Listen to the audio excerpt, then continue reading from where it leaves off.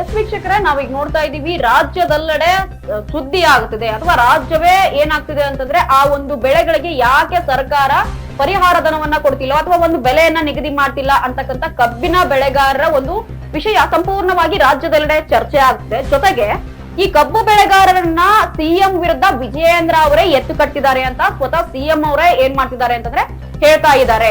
ಇನ್ನು ಕಬ್ಬು ಬೆಳೆಗಾರರಿಗೆ ಬೆಲೆ ನಿಗದಿ ಮಾಡುವುದು ಕೇಂದ್ರ ಸರ್ಕಾರನ ಅಥವಾ ರಾಜ್ಯ ಸರ್ಕಾರನ?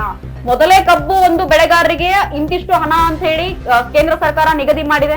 ಇವಾಗ ಇವರು ಸ್ಟ್ರೈಕ್ ಮಾಡ್ತಾ ಇರೋದ್ರಿಂದ ರಾಜ್ಯ ಸರ್ಕಾರಕ್ಕೂ ಈ ಕಬ್ಬಿನ ಒಂದು ಬೆಳೆಗಾರರ ನಿಧಿಗೂ ಏನಾಗ್ತಿಲ್ಲ ಅಂತಂದ್ರೆ ಸಂಬಂಧವೇ ಇಲ್ವೇನೋ ಅನ್ನೋ ತರ ಏನಾಗ್ತಿದೆ ಅಂತಂದ್ರೆ ಸರ್ಕಾರದ ಪ್ರತಿಯೊಬ್ಬ ಸಚಿವರು ಏನ್ ಮಾಡ್ತಿದ್ದಾರೆ, ತಮ್ಮ ಒಂದು ಭಾವನೆಯನ್ನ ವ್ಯಕ್ತಪಡಿಸಿದ್ದಾರೆ. ಯಾರಾದ್ರೂ ಸ್ಟ್ರೈಕ್ ಮಾಡ್ಕೊಳ್ಳಿ ನಮಗೇನು ಅನ್ನೋ ತರ ಅಲ್ಲಿನ ಶಾಸಕರು ಕೂಡ ಏನಾಗ್ತಿದ್ದಾರೆ ಅಂತಂದ್ರೆ ಸೈಲೆಂಟ್ ಆಗಿದ್ದಾರೆ. ಇನ್ನು 9ನೇ ದಿನವಾದ್ರೂ ಏನಾಗ್ತಿಲ್ಲ ಅಂತಂದ್ರೆ ಕಬ್ಬಿನ ಒಂದು ಧರಣಿಯ ಆಕ್ರೋಶ ಆ ಭಾಗದಲ್ಲಿ ಮುಗಿತಾ ಇಲ್ಲ. ಸತತ ನಮ್ಮ ವಿಜಯವಾಹಿನಿ ನ್ಯೂಸ್ ಚಾನೆಲ್ನಲ್ಲಿ ಪ್ರಮೋಷನ್, ಜಾಹೀರಾತು, ಅಡ್ವರ್ಟೈಸ್ಮೆಂಟ್ ನೀಡಲು ಸಂಪರ್ಕಿಸಿ 9535808456.